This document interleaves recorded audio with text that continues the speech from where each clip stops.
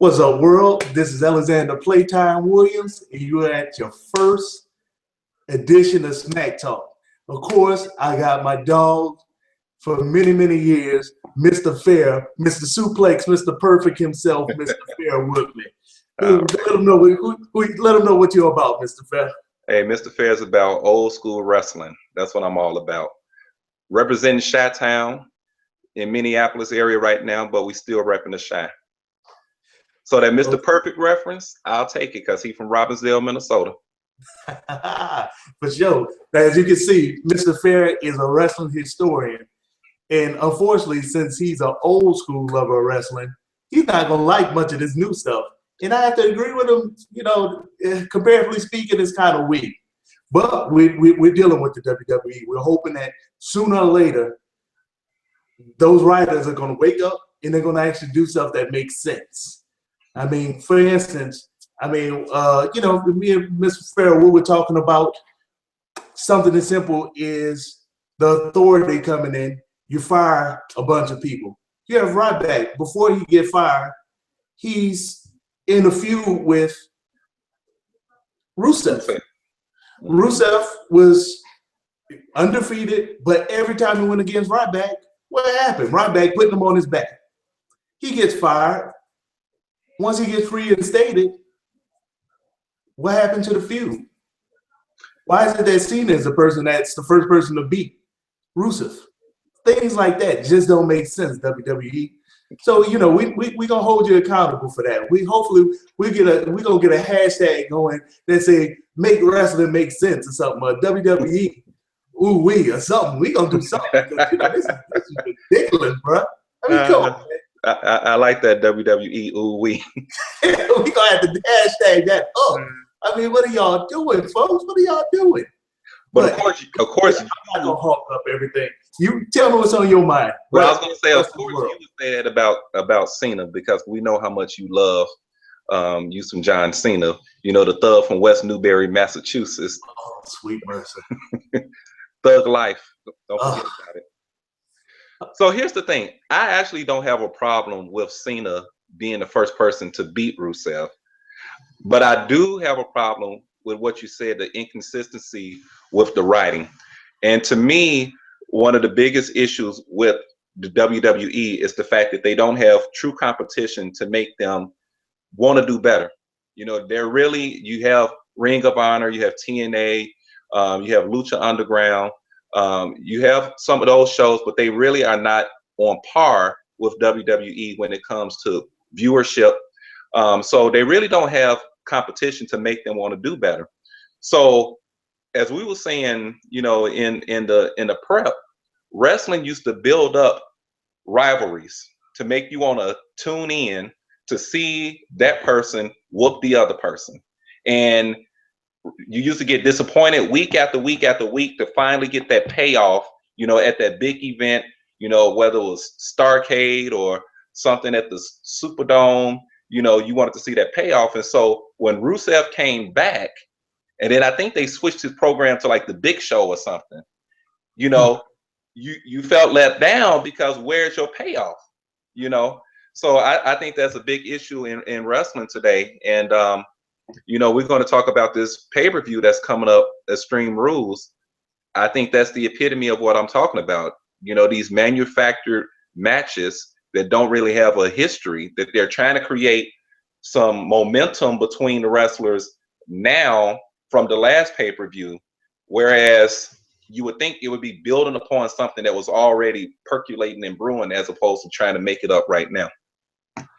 So okay, let's dwell on that one. All right. Let's take the main match, the heavyweight championship. You have Mr. Seth Rollins, the future of wrestling, the future of the WWE, versus the RKO, you know, third generation superstar. On paper, it sounds real good. Yeah. But let's talk about what Mr. Fair said. This is a match that came as a result of WrestleMania 31. It's only been 2 weeks ago. Seth Rollins cashed in the Money in the Bank on who? It wasn't on Randy Orton. He cashed in on Brock Lesnar and Roman Reigns. Right. Where are they? Where are either one of them in the script now. Right. So now Roman Reigns is back to fighting the Big Show. That's his rivalry now. Yeah. I mean, he beat up the Big Show for like 8 weeks straight, and Big Show never won. Now all of a sudden, the Big Show is cool. Right. And Brock Lesnar and Paul Heyman probably the best thing that's going in wrestling right now. No doubt. They are watching the show with me every week. Why is that? At Heyman Hustle. Yeah, at Heyman Hustle. I mean, man, bro. First of all, I like to say that I want Paul Heyman to do my biopic because you know what? He make everything sound cool. I mean, he's like, Alexander's going to take a jump. You know, he's going to come on. One, you see the squeak. He just make anything sound cool. It don't matter what you do.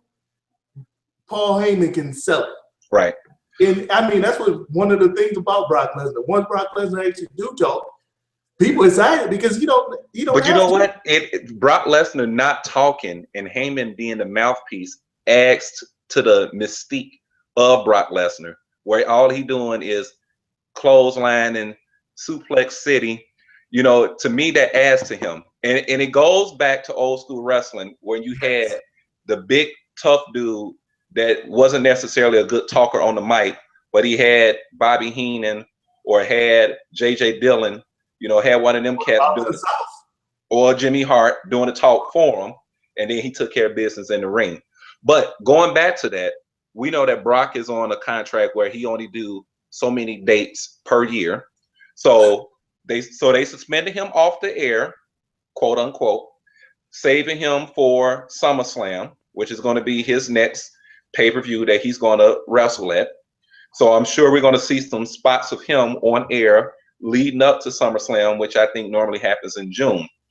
So he's off the air, but you're right. They could have left Roman Reigns in the picture with Seth Rollins. And who knows, he may do a run-in, you know, in that match against Randy Orton. But at least with Orton got suspended prior to WrestleMania or whatever. I can't remember exactly what happened, but the Authority sent Orton away, or he got hurt. I think he got hurt. Seth Rollins hurt him. Seth Rollins hurt him. So then when him and Seth Rollins took on each other at WrestleMania, it was a continuation of that rivalry that was brewing because Randy Orton was wearing out his welcome with the Authority. So the match that those two have coming at Extreme Rules, I don't have a huge issue with it because there was some build up with it.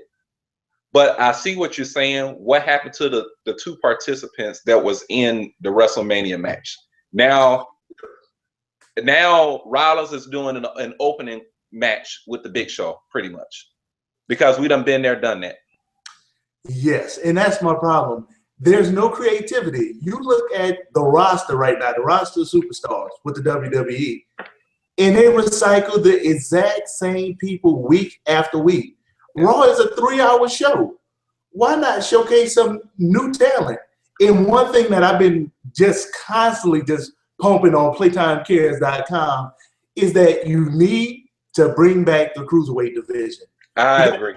But he was in a ring with these guys, and you got lucha-style wrestlers, and they can't even do they shtick because these guys don't have the skill set necessary to keep it going. Lucha Dragons. I would love to see them do something with Neville, the man that gravity forgot. You know, that would be a great match. Yeah. I mean, even Tyson Kidd. Tyson Kidd. Glimpses of him doing some great stuff, but he got big clunky Cesaro. You know, Mr. I'm a Cesaro fan. I like Cesaro. Don't get me wrong. You know, 5 languages and all that type of stuff. I like the way he came out on Teddy Long, and I didn't like that, but whatever. But I mean, I like Cesaro. But when it comes to in-ring skills, I want to see some lucha libre style wrestling, and you have the personnel to do it. I mean, Kofi Kingston would be awesome. Awesome. Stardust is a cruiserweight. Stardust would be awesome in that environment. Yeah. Xavier Woods. Xavier. Well, if you look at the history of WWE, they've never been big on cruiserweights. Vince was always about the big guy, Hogan, Andre, Stud, Bundy. You know, it was always about those big guys. So Heyman, ECW, brought the luchadors, you know, from national to you know, the US, and then Bischoff, you know, he bit off Heyman, you know, and took his cats. He took his cats. He took Rey Mysterio and Psychosis and all them cats and took them to ECW, you know, and they were still in the show. So then Vince had to catch up. But once again, you don't have the competition to force you to stay competitive in that genre, because whether I have it or don't have it, I'm the only business in town, so you're gonna watch. You know, TNA had something going at one point with their X division, but they can't. To me, the characters revolve too much, and they haven't been able to maintain the same chemistry that they had when they had like Petey Williams and Homicide. You know, Austin Aries and those guys. They had and Low Key. You know, they used to have some real Amazing Red. They had some good cats. And my boy Black Machismo, Jay Lethal. Oh yeah, yeah, Black Machismo. Hey, you know, the cruiserweight division really was the reason why WCW lasted as long as it did. Yeah. It was exciting wrestling. Now, I ain't gonna lie, the NWO was a really cool concept, and that really revitalized wrestling overall. But then they ended up having bad writing. They let everybody in. They let everybody in. It was oversaturated. You got the NWO Crips, the NWO Bloods. You know, you got Bluebell messing up ice cream with the NWO. I mean, it was just. Then you had the No Limit Soldiers coming in. It was just a mess. Yeah, you know, and you know, I love my New Orleans. You know, being New Orleans native. But you know, leave Master P folks. I mean, leave wrestling to the professionals. Yeah, leave it to the professionals. But let's get back on this pay-per-view though. So Rusev versus Cena in a Russian chain match. So when I saw Rusev come out with the chain and saw him, you know, open it up, I said, okay, are they gonna try to do a Russian chain match? Again, me being old school, I know about Russian chain match with Ivan Koloff. Back in the day, you know, he used to be in the WWF, in the NWA. So the Russian chain match that I know is similar to a bull rope match where they tie each other up to the chain, and then you have to drag your opponent to touch each part of the turnbuckle. So I don't know if they're going to do it like that or they're just going to get them chains and they can hit each other. But how do you have that in the PG era? They are trying to do anything to make people watch, because one main reason, inconsistent writing, and they make all of the belts. The only belt that really matter is the heavyweight belt. So with you having the heavyweight champ not even wrestle for 6 months, but the whole storyline revolves around it. You're trying to do whatever it takes to actually get people excited about the actual events. And Cena was a horrible choice. I'm just sorry. Cena was a horrible choice to beat Rusev. I mean, I understand why. You know, he sells. He does sell. Want to hate him. They buy tickets to hate him. But I need wrestling. He has a lot of fans, yes. and I think they put the U.S. belt back on him to try to give it some more validity. You know, so now because of his name, that belt now has instant credibility. There's another match that you're paying attention to, and you're not just paying attention to the heavyweight title. So I understand why they gave Cena the belt. I don't have a problem with him being a U.S. champ. I don't have a problem with him beating Rusev. I am not a John Cena fan. No, he cannot wrestle. But I think cats like him serve a purpose. He's a modern day Hulk Hogan. Hogan couldn't wrestle. You did that. Okay, you said it. Agreed. Yeah. Hulk Hogan knew his entire routine. Granted. Yeah. But Hulk Hogan was better on the mic than him. It wasn't a whole bunch of juvenile jokes. And Hulk Hogan just had the it factor. John Cena was kind of a whiny type person that kind of caught on because of the Halloween Vanilla was Ice. all about that Halloween episode with him being Marky Mark. To me, if they would have left it as him being a wannabe, you remember him and Bull Buchanan? Right. Yeah, Bling Bling, and it was B2 or whatever they called him.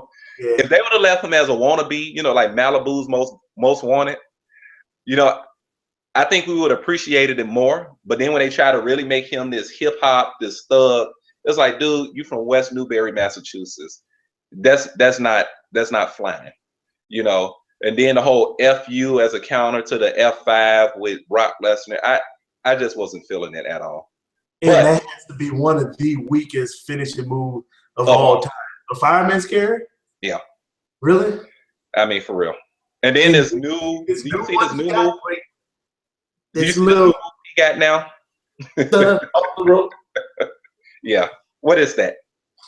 It's horrible. Horrible. It's horrible. Hold up. Let me take one second. Let's move off. Hold up. I have to take 1 second to thank one of our sponsors. Okay. Louis McKinn, thank you for the camera. Hey, it's working gangbusters. Thank you for supporting the cause. Thank you for believing in Playtime Cares. I know that you're waiting for the .org to kick off. I'm working on it diligently. But in the meantime, everybody, y'all look at playtimecares.com. My .org is coming soon. We're doing big things. We're doing a lot of things. And me and Mr. Fair, we're working men. So, you got to be patient with us. Hey, you can always donate to the cause. I got donation buttons on both of them. If you want us to take some hours away from the job, hey, pay us. How much you make an hour? You make about $1 million an hour, huh? Hey, give us $1 million. It's all good. All right, Mr. Fair, get back on it. What we got? All right. Let's move to Daniel Bryan and Bad News Barrett.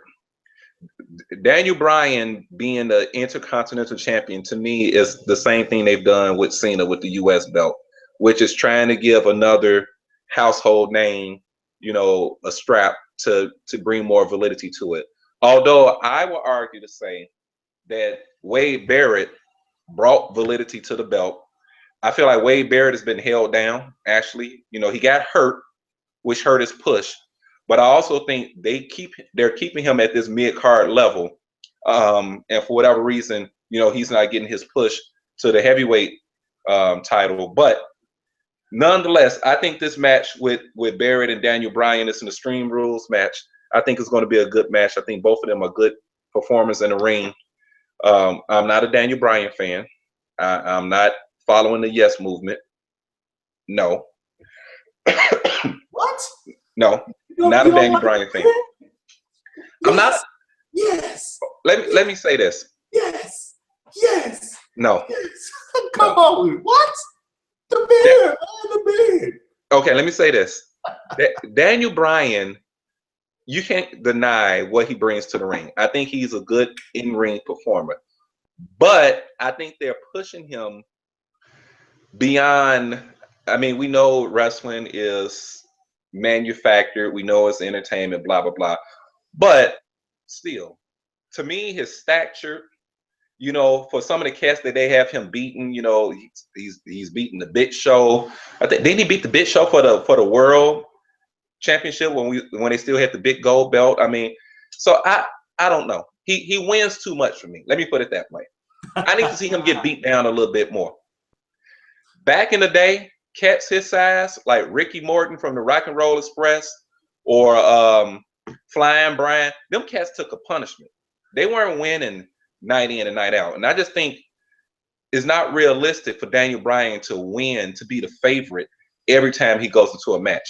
I need to see him, even if he wins by like a DQ or something, he needs to get beat up more. It's not realistic for him to just be chopping down all these trees. I'm not feeling it. But you have to look at it from the WWE marketing perspective. Everybody's not 6'4", 280 pounds that's watching that show.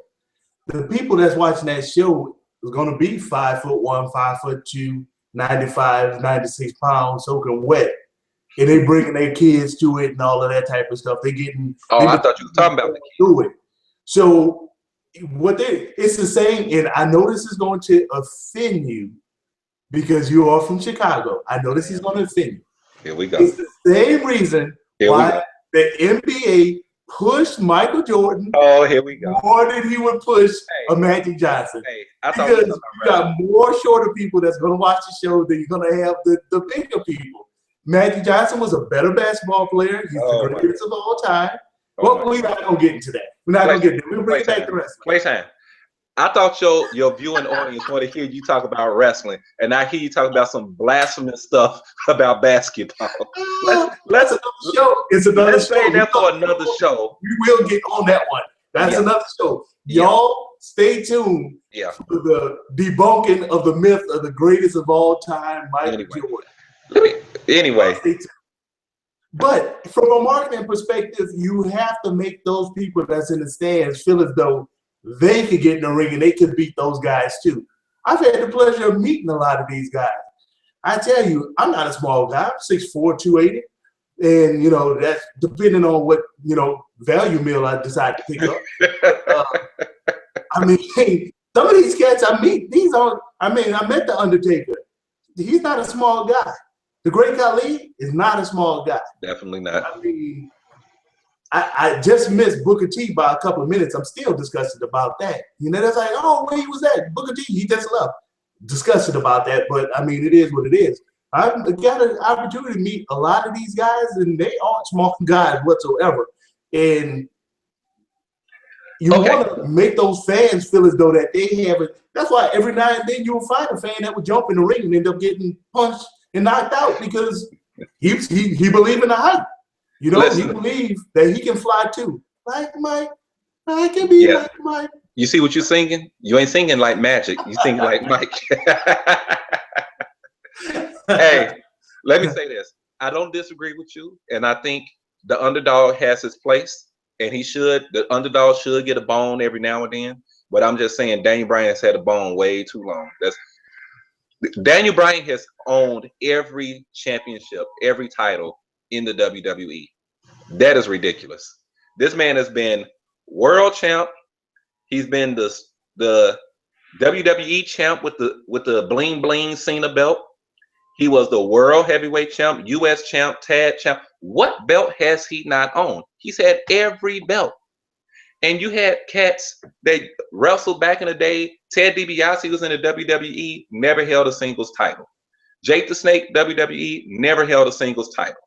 Roddy Piper, they gave him the Intercontinental title on his last leg, not when he was on top battling Hogan. When he was battling Hogan as the top heel, he never had a title. So I'm just saying, okay, give the underdog a bone. But this man, to have every title, at one point, being a Grand Slam champion meant something. Now, who isn't a Grand Slam champion? CM Punk, Orton. I mean, the list goes on and on and on. So, you know, that's all I'm saying. Well, all of the belts are kind of null and void thanks to the writing that we have. I mean, think about it. When was the last time that the tag team division actually meant something in the WWE? I mean, that is a joke of a division, right? It hasn't meant anything since the New Age Outlaws. When the New Age Outlaws was on top, I think it was pretty competitive back then. Maybe Billy and Chuck even still, you know. But no, let me tell you this. I stopped watching wrestling for maybe 2 years when John Cena and Shawn Michaels won the tag titles, put them together one night and they won it. I was done. I was like, you just throw these cats together. They win. I was just done. I was done. I was sick. I was sickened. Two cats who I don't like. I respect Shawn Michaels. Shawn Michaels is a great competitor, Hall of Famer, but I'm not a Shawn Michaels fan. I think my comments about Daniel Bryan also holds true with Shawn Michaels, of this smaller statured guy being able to beat Vader and Sid and Diesel and all these cats. A little too much for me, but he's definitely a Hall of Famer. I don't take nothing away from him, from his skills. But anyway, to your point, the tag team division has been bad for a long time. They're tried to fix it. They try to put some teams together. and some of them it just ain't sticking. Like your boys, Green Day, Blue Day, New Day. That's Hey, you know what? That is because of bad writing. WWE writers, you can make an entire new chasm with that tag. Just the New Day, those three people. What would you do with them? New Nation of Domination. You could take Naomi, now that she turned heel, bring it with it that caused dysfunction between the Usos. I mean, you can twist this so many different ways. Because the New Day have some of the best all-around talent, but I know why y'all not pushing them. I'm not gonna go there. But look, playtime. You can't just put it on the writers. New Day isn't getting over. They're corny, and the fans hate them. So I agree with you. Turn them heel. Who wrote it? It was the writers. Okay, look, we're gonna make sure. Like my boy that comes through all the time, Shelton Benjamin. One of the things that we talk about is that whole Mammoth thing that they did with him. Yeah. Bruh, what are y'all doing? You start making Big E Langston. He a preacher now? Hey. Bruh, what are y'all doing? Oh, my brother. Yeah, right. WWE, ooh wee. Come on, what are y'all doing? Stop it. Stop with the recycled foolishness. Now, look, one thing that I thought they allowed that happened on Raw that was kind of edgy, and I liked it. What was that? Darren Young of the Primetime Players making a play on the El Torito dog that there was the mock El Torito dog that was rainbow colored. And Darren Young making a reference that the rainbow is his favorite color. That is pushy. I like it. That's edgy. That's good writing. You should do stuff like that. You know, the wrestlers been out there since forever. You know, Gorgeous George was a big seller. Do that. Yeah. Speaking of, I came out and said that they were gay though, for real. Yeah. For him to do that, that's it's ballsy. No pun intended. I mean, but I mean, that's real ballsy. You know. So speaking of, I like that the Primetime Players are back together. I like Titus O'Neil. I shouldn't do that because you know them cats that are part of them fraternities are real hardcore about that stuff. They don't want folks false flagging. So, but I am a Titus O'Neil fan. I don't mind Darren Young with Titus O'Neil. Darren Young by himself, I didn't think got over. Don't mind him. But let me go back to your New Day. Let me tell you, I wouldn't mind a Nation of Domination type deal, but I don't think they have to be like the black militant group. I think they can just be like an anti-establishment type group, like F everybody, you know, the audience, y'all don't like us, we don't like you. I like the idea of bringing Naomi with him because one of the Usos got hurt. He's going to be out for like 6 months or something like that. How about bringing my boy Otunga in as their manager? Ooh. Otunga got over with people power. Why did they take him off the air? Bring him in as their mouthpiece. You know, he's a well-groomed, articulate brother. Let him be the mouthpiece, and you just let them go in and handle business in the ring. Most definitely. Let them jump some people. Let them jump a John Cena. Let them jump a Daniel Bryan. Once they jump people that the fans beloved, they're going to get heat. They're already getting booed for being corny. It's just like Rocky. The fans wasn't feeling Rocky Maivia with the traditional Samoan garb on, and you know they weren't feeling him. He was too milk and cookies. So let New Day just become anti-establishment. Give them a good mouthpiece, and let's see what happens. You change that name. Universe, chime in on that. Do you think that is a good idea? Let us know. I think it'll work. WWE writers, you need to be taking some notes because y'all kind of sucking right now. I mean, y'all really sucking. And some of these have been some snoozer type events y'all putting on. And I understand that y'all were in the UK this week and you wanted to give as much as possible, but my Lord, y'all was giving some horrible matches. And the matches were short and they were bad.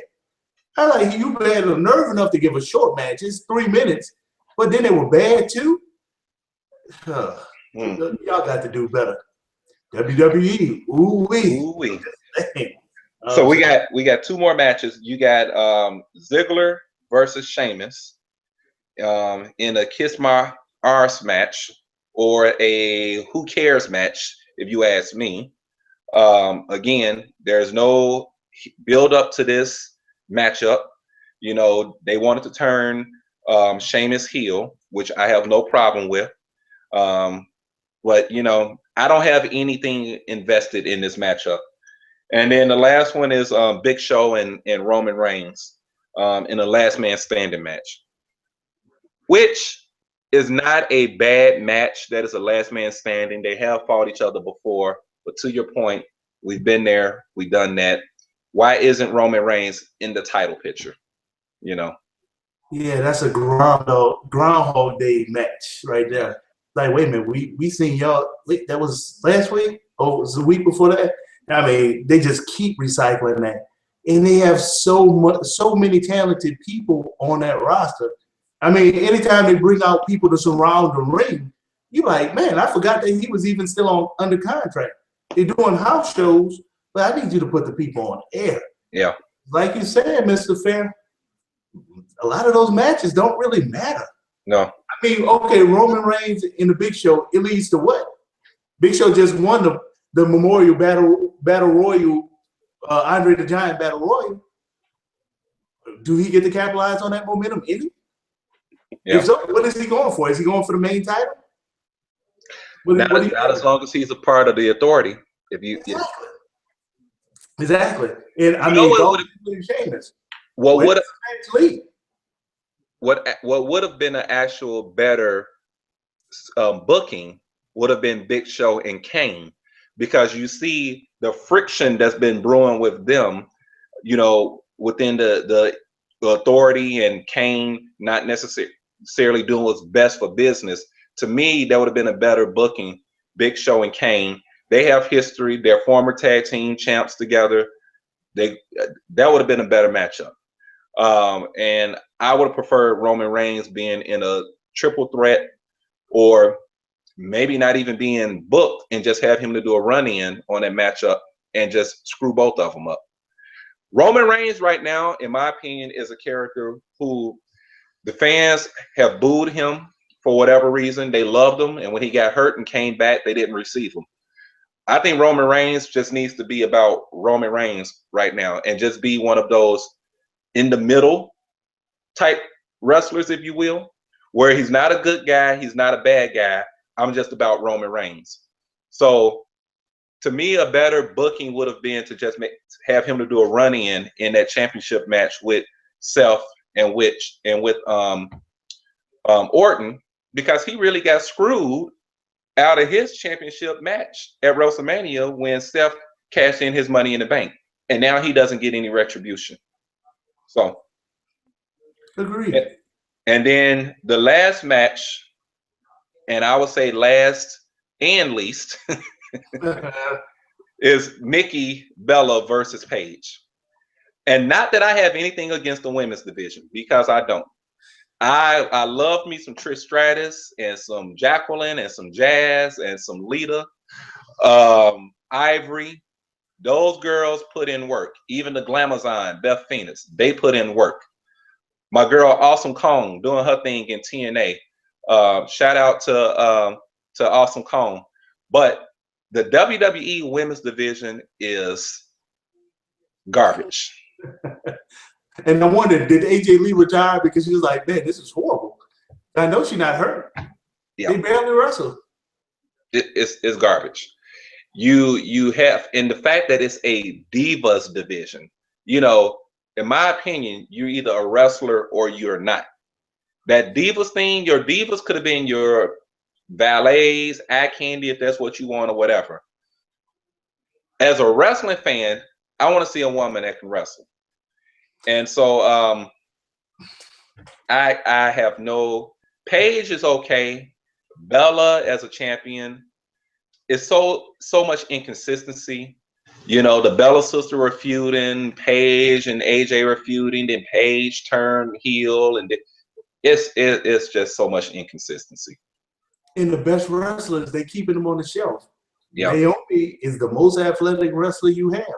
Natalia is probably the most skilled wrestler that you have. And you're doing nothing with either one. And what about my girl Alicia Fox? Alicia Fox, man, she still got it, man. She still got it. She's been improving these last couple of weeks. Some of those over the top moves, she still got it. Yeah. But they don't want to allow the more athletic females to actually showcase themselves.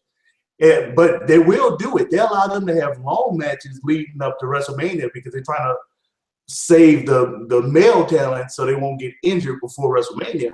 So you allow the females to wrestle then for some decent time matches, but then you put the wrong people in. I mean, Naomi, Fox, Natalia. I'm trying to think. Summer Rae? No, definitely. Bella Twins, they haven't proven anything to me yet. No. AJ Lee, unfortunately, she retired on him. I'm wondering if that's because of CM Punk and him never being able to get back to the WWE. I mean, you know the thing, Rosa Mendez. And what happened to Snuka? What happened to Tamia Snuka? They were building her up a little bit as AJ's muscle. And then I believe she won a battle royal or something to get a title shot. And then she just got snubbed out. What happened to her? And she's still on the roster.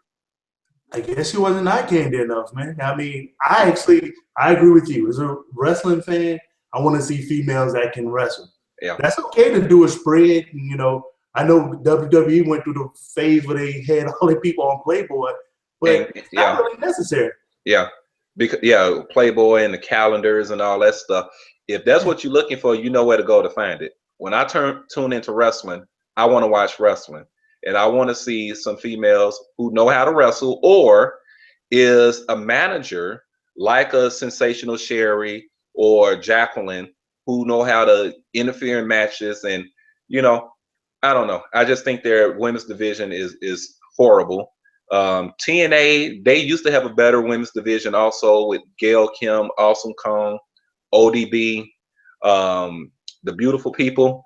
And I'm gonna tell you who I liked in TNA as a woman wrestler was Rain. I can't think of her first name. But she joined the Beautiful People for a while. She actually was pretty good as well. I will say they still have a better women's division than the WWE, even today. Nobody has a better women's division than Lucha Underground. Those chicks. Woo. Are you still watching in Spanish? Are you still watching Lucha in Spanish, or do you have? Uverse is not giving me the English version of Lucha Underground yet, so I have to act like I know what they're talking about. You know, I turn on in my mind. I turn on my Telemundo, Dakota. He's like, I don't know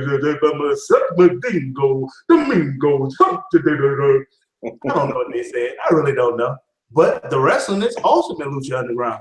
And it makes me sick because it reminds me that the WWE needs to bring back a cruiserweight division. They have the talent. They really do. Madison Rain. Madison Rain, that's her name. Well, Mr. Fair, we have to wrap this up. All right. Hey, this is one of many, many, many collaborations. We don't only do wrestling, we do sports and all of that. We're going to be coming at you sporadic times because we're both working men. But, this is something that we love to do. Comment, leave your comments. Playtime Cares, that's me on YouTube, Twitter, Facebook, Instagram, everything. You look up Playtime Cares. Black Planet. That's me. So, hey, thank y'all for watching. And they have many, many more. And, hey, sponsors, we love you. They keep coming. Thank you for everything that y'all do. Peace out.